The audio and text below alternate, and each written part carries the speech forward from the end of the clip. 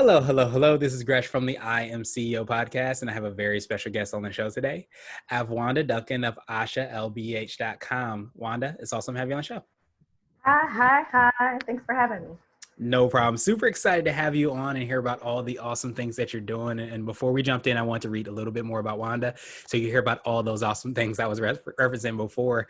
And Wanda is a super fan of Black women travelers. To that end, she's created a Facebook group, a podcast, a conference, and a creative service agency that all center around empowering Black women travelers. Wanda tried and failed to leave the States in 2010 to work and travel online as a digital nomad, and for the past 5 years has been doing that much and many things more. Wanda, are you ready to speak to the IMCO community? Let me talk to them. Let's do it. All right. So to kick everything off, I wanted to kind of rewind the clock a little bit, hear a little bit more on how you got started. Could you take me through what I call your CEO story? We'll let you get started with all the awesome things you're working on. Okay, so is this like before 2010? Yeah, we can go back. If you had seeds planted before then, we want to hear it all. I grew up a little Black girl in Southern Illinois. Fast forward a little bit. So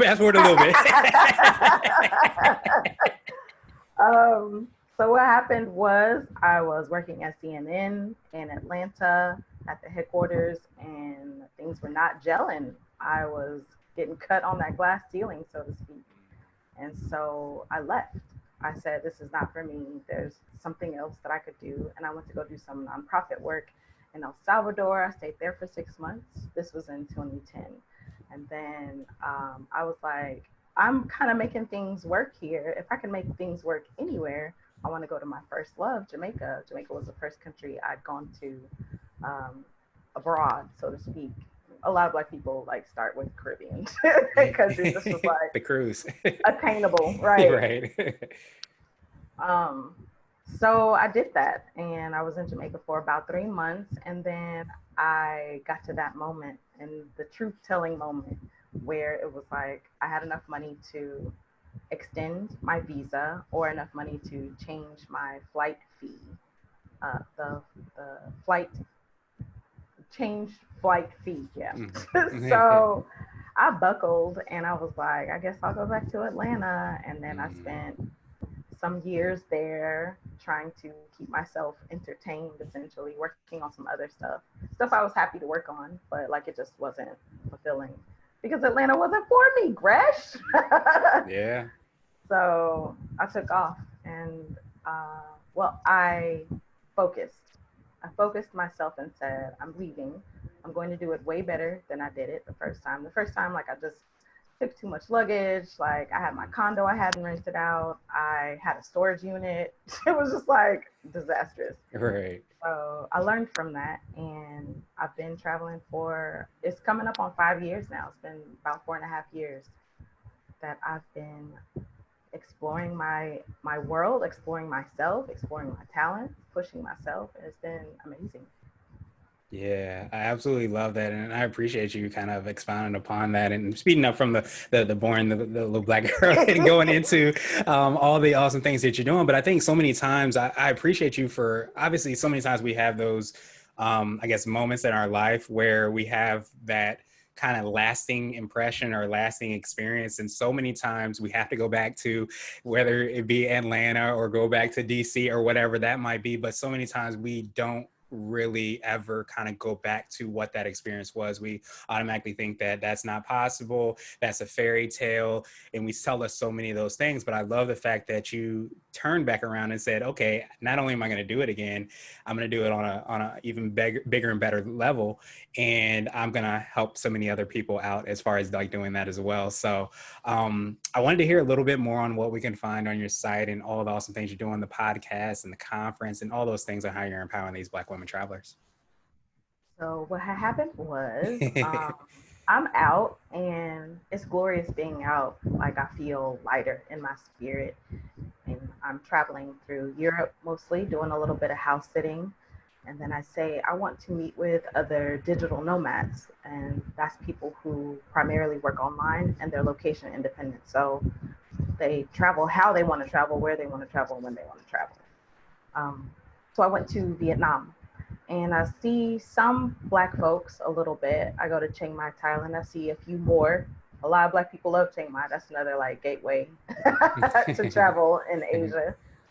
Um, and so I say, I don't see that there's anything specifically for us.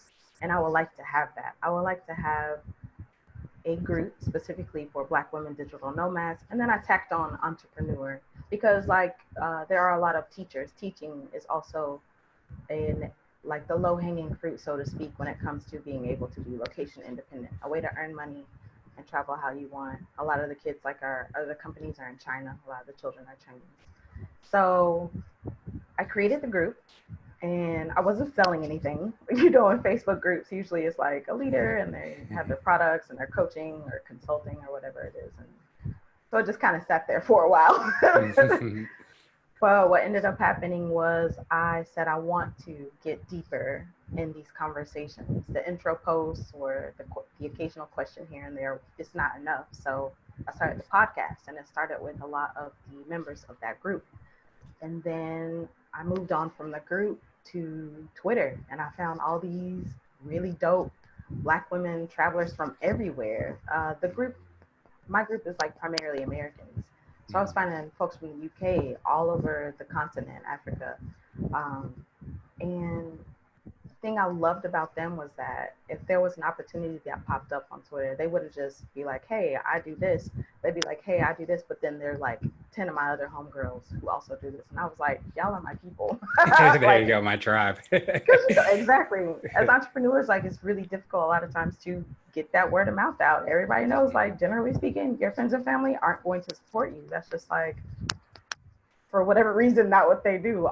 We have all the same friends and family apparently, because like just like notorious. Right. They're not going to support you. And then I moved on to Instagram. Me and Instagram, we're working things out because you know, a lot of the travelers on Instagram that get most of the attention are vacationers. Right. And it's like, you're not in a flowing dress every week. You know Right. what I mean? The wind is blowing through your hair. You can work on the beach. It's not always that comfortable though, honestly speaking. So it's just like a different demographic, a different kind of traveler, which is totally okay. Not really the focus of my show. So anyway, I'm loving these ladies. I'm just like, you all are the tea. I want to be with you forever in life. Let's travel, which is something we love to do, but let's also upskill. Let's teach each other the things that we know and how we can get better at our crafts. I like talk shop. So I was like, conference time. So when I was in Atlanta, I've done a little bit of event organizing. So I was like, we're going to Rwanda 2020. It's our year. So it's our year, but just in a different way. You know what they say, make a plan and God gonna work that out for you. Right. So that's exactly what happened. We're not traveling, but we're going online, which, you know, we're gonna make that do what it does. Right. It's not what I want, but hopefully it will be amazing because I'm going to make it amazing. Another roadblock, I told you that like teaching English was a way that Black women were finding ways to make money. I wanted to try and help with that angle too. So social media management was something that I had some expertise in, some experience with, and then also branching off into virtual assistants. And then I knew quite a few coaches from the group mostly. And everybody's just kind of having a hard time, like having the confidence, having the ability to price themselves. There's just so much research. You know, as an entrepreneur, you have to do about 27 things if you can't afford to hire a team, if you haven't gotten funded,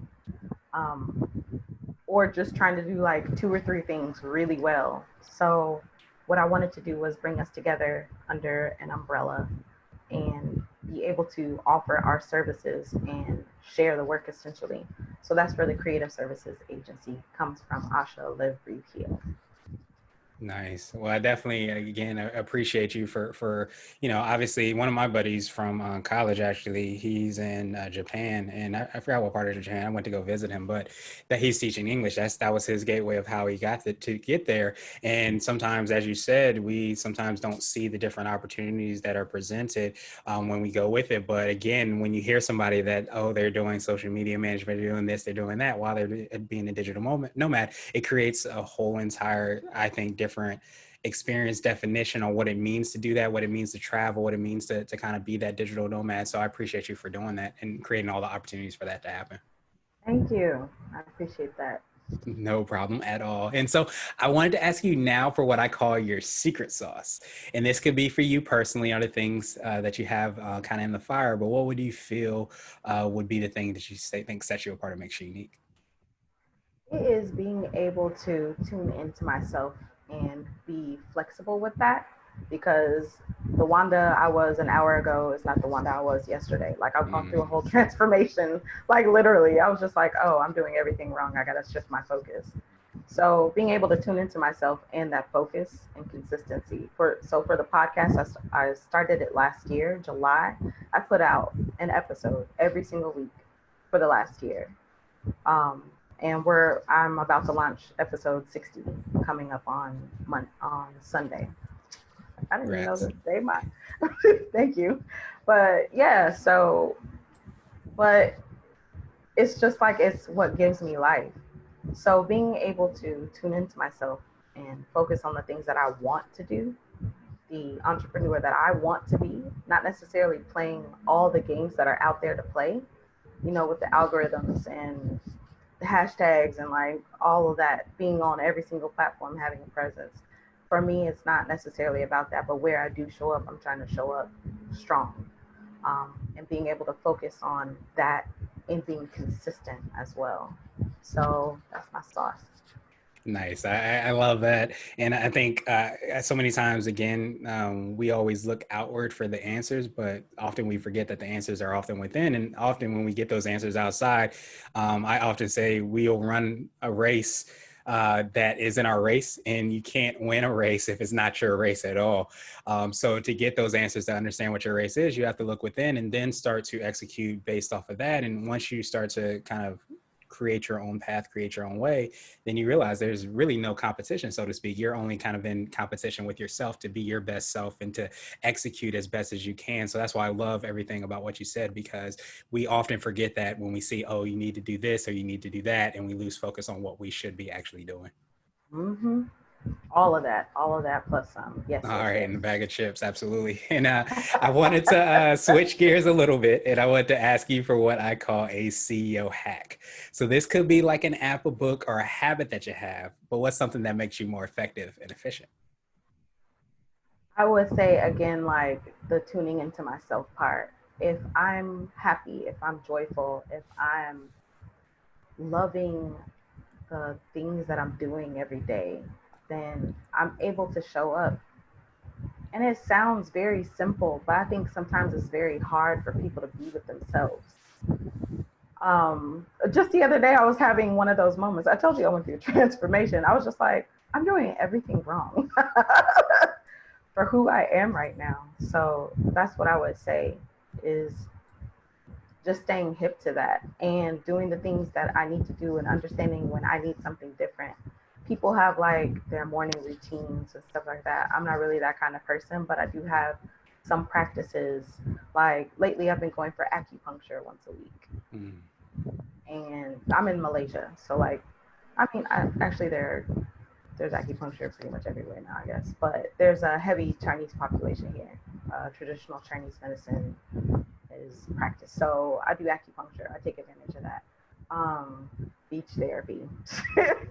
I'm not working on the beach. I want to go relax on the beach. All right. Um, Also, like sound bathing. That's something new that I started this year. I think sometime after the pandemic hit, and I just found it like really soothing. What So is that? being sound bathing is like the Tibetan bowls. Mhm. So sometimes they're crystal or metal, but there's a YouTube channel that I like. He's actually everywhere.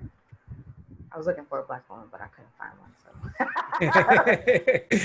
So that's also something. I surround myself with Black women as much as possible in every way, every single day. Whether that's listening to Toni Morrison talks or Bell Hooks talks or um, just some of the ladies that I've done episodes with, and they have other media out. Just hearing their voices, like that's how I'm uplifted.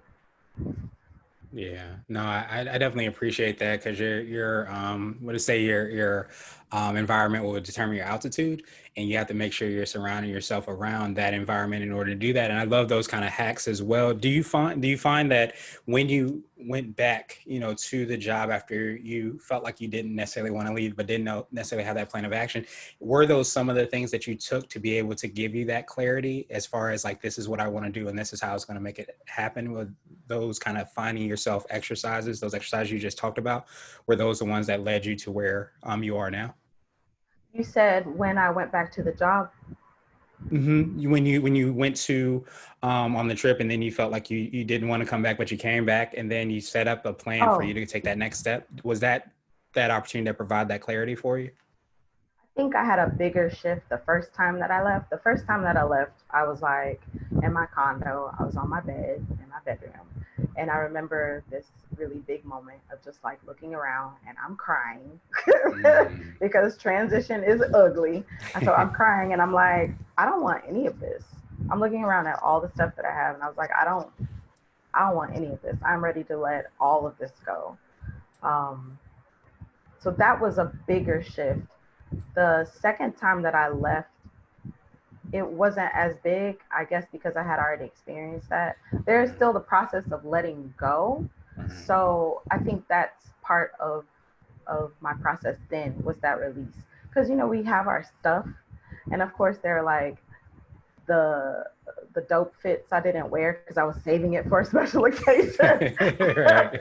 Or like my really comfy bed. I went through something with my bed and my books. I really went through something giving up my books. Mhm. Um, so there were like there. That's very much part of the process of letting go. But it wasn't as big because I was ready. I was just like, I. This is something that I talk about too with people who are wanting to leave now. They're calling it like black sit or what have you. Mhm. It's not necessarily about what you're leaving. That's important to recognize. Like this isn't for me, but it's also what you're looking forward to. And like you Mhm. literally have the world to gain. So even Mhm. though I was giving up my bed, I was like, I'm about to eat actual Thai food in Thailand. This is about to be lit. And it has been. So it made that transition. Like you understand why you're doing it. Yeah. And everybody hates moving that I know of. And like you Yeah. just literally have to touch everything you own. And it's just like why are there so many pieces to our lives? It's just like Right. so much stuff. Yeah. So yeah. And that stuff starts to accumulate. And I appreciate you for breaking that down because I feel like there's such a synergy between what you talked about before with you said that, hey, I felt like I was doing this all wrong. And I think so many times when we might know that, whether that be us, thinking about traveling or things in our business, we hold on to those things and we don't realize that we're so stuck on the past. We're not looking at the present, definitely not looking at the opportunities that might come about by letting go of those things. And once we start to do that, we get to travel more, we get to improve our business and so many aspects of it, but we have to let go in order for that to happen, or nothing can fill a space that's already filled, so to speak. That is 300, 3,000,000, 3 kajillion% correct. Yes. I'm working on a course for an upcoming summit. It's called the Exodus Summit. It's not mine. A couple of my sabbatical friends, they encourage women to go on a sabbatical. They're producing it. But the name of my session is Imagine Giving Yourself Permission, because we do hold on to so much. And that's like the essence of it. But imagine like if you just like let go and you find more ways to say yes to yourself and everything.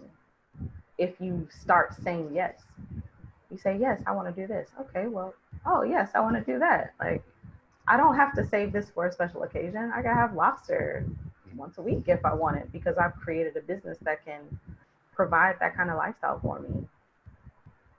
Yeah. Yeah. Absolutely.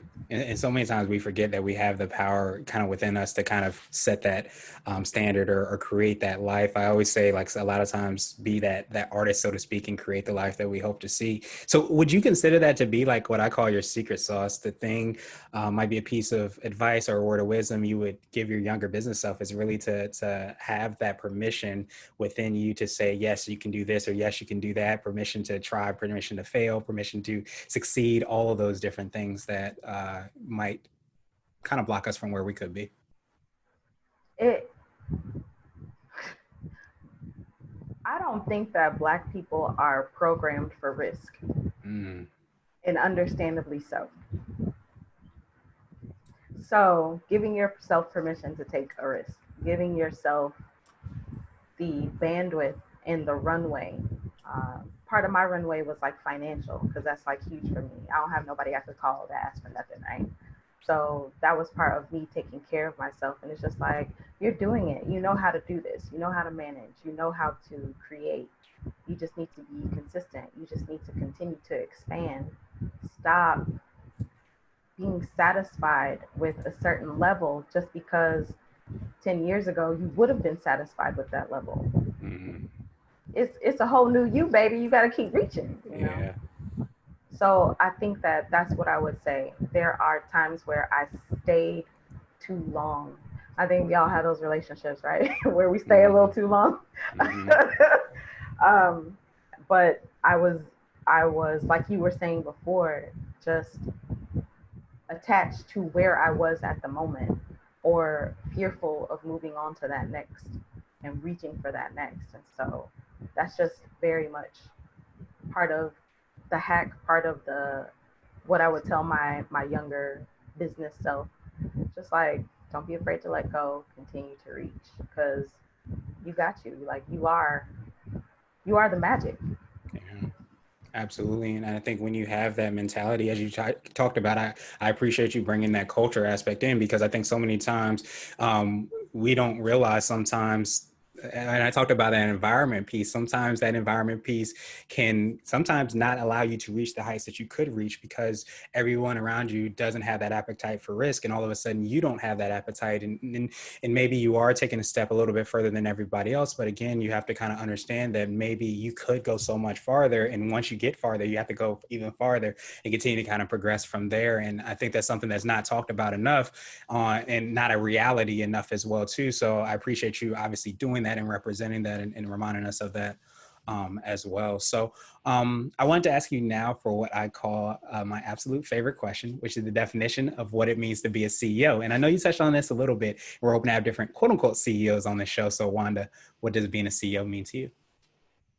It means commanding your own life, commanding your space, commanding your vision, being a leader of yourself, doing things for yourself first, and finding that fulfillment however you can, and then letting that thing ripple out, how it's going to ripple out, because that's what impactful work does. You know, you set your intentions, you take your actions, and you just let it fly and let it do what it's going to do and let it hit who it's going to hit, and like, don't sweat the other stuff. That's what being a CEO really means, I think. Nice. I love that perspective and even the visual of that ripple as well too, because I think as I talked about, you inspiring us and being inspired by hearing your story, you going out on a limb, so to speak, and reminding us that we're able to do that too. That's where all the magic happens. That's where the awesomeness happens. I think that creates such a ripple effect, and we forget that we in the actions that we take not only affect us, they also affect those people that are watching us. Those people are looking up to us. And when you command that action in your life and command the life that you want to live, that's when it starts to really make a very impactful opportunity. So I love that definition and perspective. Thank you. Thank you. Yep. It's a permission thing. You see people doing it and it gives them permission to do the same thing. That's the really dope ripple. Like, it Mm-hmm. starts with you, right? So you're Yeah. satisfied in and of yourself, but then like it's so satisfying and so wonderful seeing other people take that challenge for themselves and grapple with that, wrestle with that. Yeah, absolutely. I love that. And I appreciate that. I appreciate your time even more.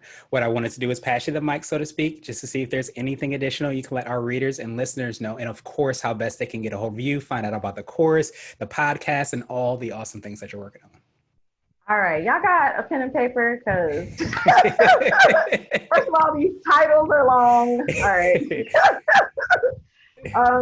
So yes, you can normally reach me pretty much anywhere through the podcast channels. That's where I'm more active. I'm more active on Twitter specifically. So it's at BWT Pod, Black Women Travel Pod. I'm also on Facebook, of course, and Instagram for the podcast. The name of the conference is International Black Women Travel Jubilee. It's happening October's 4th, 11th, and 18th. They're all Sundays. And the name of our online event specifically is Rally and Rejoice. So if you wanted to come and learn about what it means to be a digital nomad, travel content creator, then come do that with us because that's what we do. Or aspiring if you're not already. And then also for the creative services agency that does social media management, virtual assistants, and more enterprise coaching than personal coaching. But I'm happy to make a referral if you're looking for somebody. You can reach us at ashalbh.com. Awesome, awesome, awesome. And even to make it even easier, I should say, if you didn't get out that pen and pad, we will have the links and information in the show notes as well, too. So just check that out to get the links to everything. So Asha, Wanda, I truly appreciate all the awesome things that you're doing. I appreciate the reminder and the representation you have that in your company as well, too. And I hope you have a phenomenal rest of the day. Thank you so much. Thanks for having me on the show. Thank you for creating the platform. You're very, very welcome.